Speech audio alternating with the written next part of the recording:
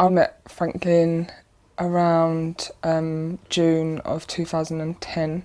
I was attracted to him because he was funny, kind, nice. Before the assault, the relationship was good. He'd pick me up from work, take me to work. We'd go out, we'd do things together. It was just a good relationship before this one night. I was originally out with my friends on the night of the assault. I was out with two friends and he was intending on meeting us with his two friends. He bought us a bottle of wine. We was all drinking and dancing, having a good time. He asked me to leave. Without getting my coat, I wasn't allowed. So I knew that something was wrong because he was rushing for me to leave. And then outside is when he just started shouting. I don't remember exactly what he was saying, but he just started shouting, and then it was like it was from nowhere, just hit me, just out of nowhere. During the assault, I begged him to stop a few times. At one point, I was on the floor, and I begged him to stop, and he just laughed. I was confused. I didn't really know what was going on. At one point, I thought he was going to kill me because he just wouldn't stop. It was approximately 2:15 in the morning on the 17th of March 2013. Police received reports from members of the public that a male was assaulting a female in the vicinity of Rochester High Street. The reports were that he was dragging her along the floor by her hair and punching and kicking her before placing her in a vehicle and driving off. He got me into the car. He was still shouting at me.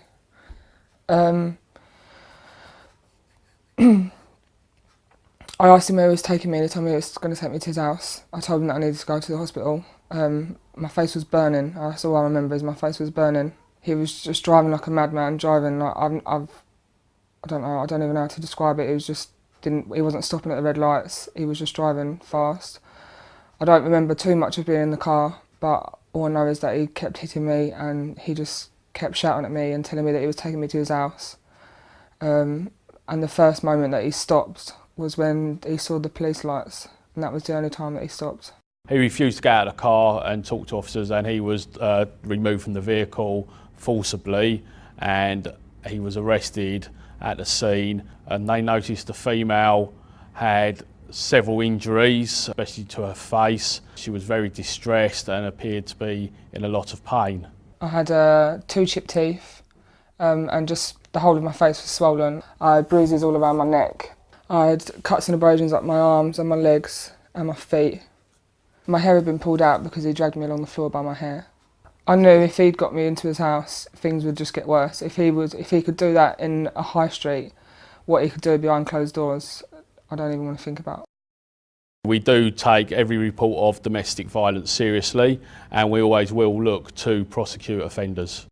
Initially, Letitia was reluctant to tell us what happened and to engage with us, and the reason she gave this was that she feared reprisals from Franklin or his associates. I didn't want to say it was him at first because he begged me not to, and I was just scared of what was going to happen if I did say that it was him.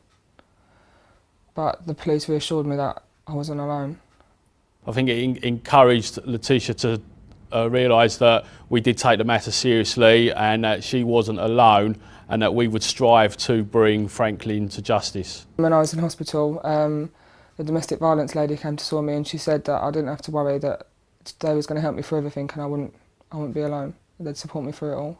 When I go out, I am wary, yeah. I am wary of who I'm around. I didn't sleep for about a month or so. I slept with the light on. Sometimes I can wake up and have nightmares, and sometimes I wake up in a bit of a sweat. It's important for obviously the victims to realise they aren't alone, and for us to remind them that we do work closely with other agencies that can offer support not only to the victims but also to offenders as well. My message would be just to go to the police, because they will help you and they can help you through it. You're not alone and they can support you through it all. Franklin White was sentenced to 6 years imprisonment for the assault on Letitia. This shows that the system does work and that Kent Police do take domestic violence very seriously. When it happened, I found out that he'd done it to a few people before, and obviously they'd never come forward to the police. So I'm just happy that he knows now that he can't get away with doing what he done, because no one has ever come forward before. So I'm doing this just to show people that they can get what they deserve.